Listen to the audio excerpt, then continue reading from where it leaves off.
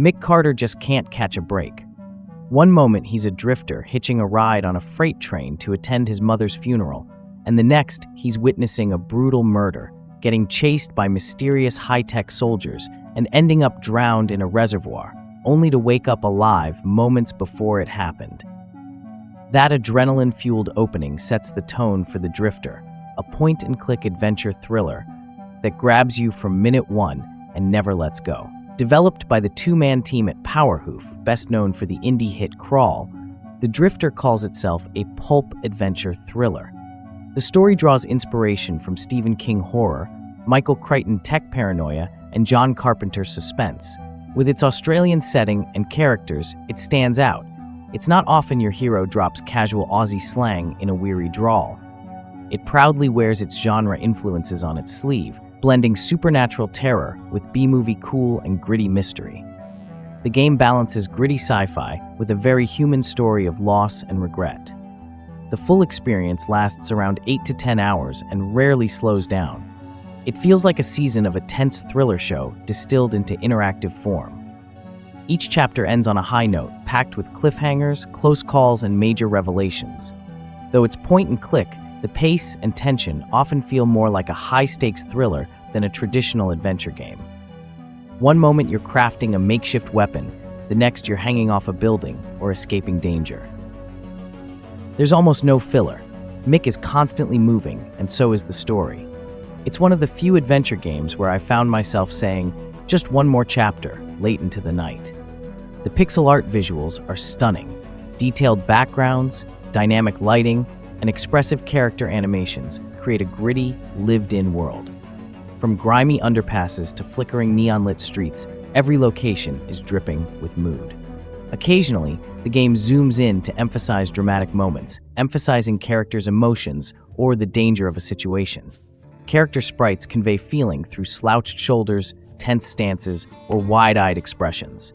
It doesn't shy away from violence either. When it gets gory, it goes all in with fountains of pixelated blood. The moody aesthetic is a perfect match for the story's darker turns. The sound design brings everything together.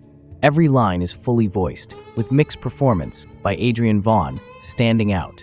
He shifts effortlessly from dry sarcasm to outright panic. Since Mick narrates most of the game, you're constantly in his head, and it's one of the most convincing and natural voice performances I've experienced in an indie title. The supporting cast holds up too, whether it's his skeptical ex-wife who grounds Mick in reality, or the unsettlingly cheerful villain who steals every scene he's in. The Drifter's soundtrack deserves special praise. The pulsing synth score feels straight out of a neon-lit 80s thriller. From the moment the title screen loads, the audio sets the tone, eerie melodies and deep bass lines that pulse through your speakers. It knows when to build tension during chase sequences and when to fade into ambient unease for quieter, investigative moments. Combined with the sharp sound effects, like wet splats or distant thunder, it keeps you immersed and on edge. As for gameplay, the Drifter plays well with both mouse and controller. Its twin-stick cursor system makes playing on a gamepad smooth and intuitive, a rare achievement for point-and-click games. The interface is streamlined, with highlighted hotspots, minimal pixel hunting, and logical item use. Once an item is no longer useful, Mick often discards it automatically, so your inventory never gets cluttered with red herrings. Dialogues use a smart topic-based system. As Mick gathers info, new topics become available in conversation, and used ones gray out. It's simple, clean, and helps avoid repetition or guessing what you've already asked.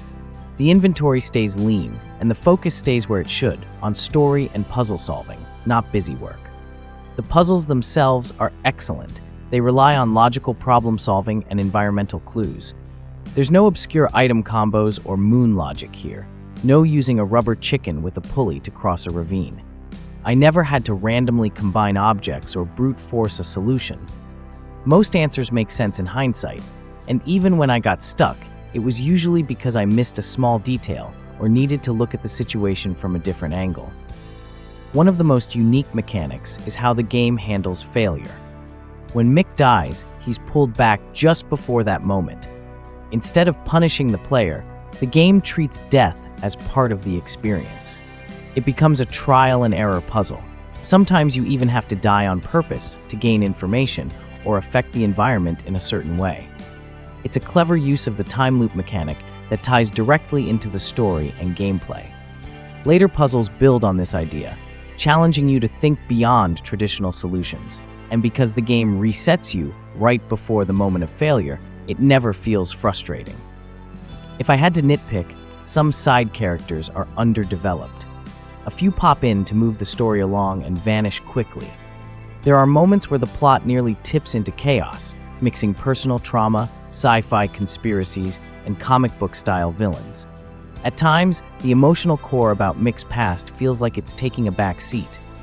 But the game manages to pull it all together in the end, and that pulpy energy is part of what makes the Drifter fun. There's also no built-in hint system, which might be tough for less experienced players.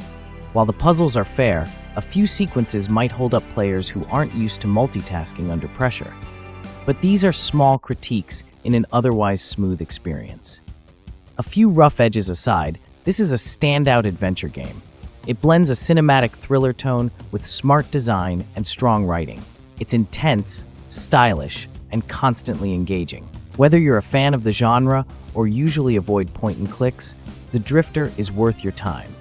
It respects your intelligence, keeps the tension high, and knows exactly when to surprise you. I'm giving The Drifter an 8 out of 10. If you enjoyed this review, please give it a like and subscribe to GameVault HQ for more game reviews. Thanks for watching, and see you in the next video.